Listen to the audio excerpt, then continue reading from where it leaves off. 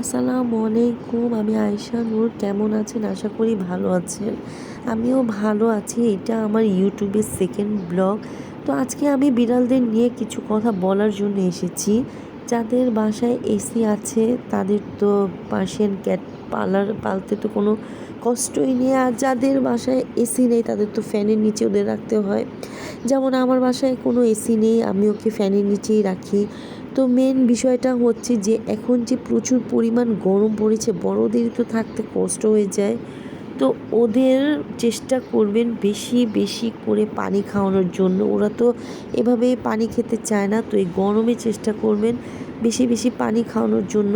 আর আরেকটা কথা হচ্ছে যে এখন বাজারে ভালো মানের ট্যাঙ্ক পাওয়া যায়, তো ওদেরকে চেষ্টা করুন ভালো মানের ট্যাঙ্ক খাওয়ানোর জন্য। শুধু দুপুরবেলা আমিও আমার বিড়ালকে দিয়ে একদম পাতলা করে দিই, সে ট্যাঙ্কটা খায়, কিন্তু পানিটা সে খেতে চায় না, পানিটা ওকে আমার জোর করে দিতে হয়। আর ওরা কিন্তু এই গরমে খাওয়াতে একটু অনীহা এসে পড়ে। আমার বিড়ালেরও এসেছে, আমি ওকে চিকেনটাই দেই, সাথে কিছু দেই না। আর চিকেনের যে পানিটা আছে সেটা খায়, কিন্তু নর্মাল পানিটা যে আছে সেটা সে খায় না, ওটা আমাকে ওকে জোর করে দিতে হয়। আমার বিড়ালটা কিন্তু মাশাআল্লাহ অনেক হেলদি ছিল, কিন্তু গরমে বেচারা একদম শুকিয়ে শেষ। সে কিন্তু এখন খেলেও না আগের মতো, দৌড়াদৌড়ি করতে পারে না, হাঁপিয়ে যায়। চিন্তার কোনো কারণ নেই, এরকম হবে, আস্তে আস্তে ঠিক হয়ে যাবে, গরমটা কমলেই ঠিক হয়ে যাবে। তো ওদের চেষ্টা করবেন এই গরমে বেশি বেশি করে পানি খাওয়ানোর জন্য, আর একটু শরীরটা মুছিয়ে দেওয়ার জন্য যাতে ঠান্ডা না লেগে যায়।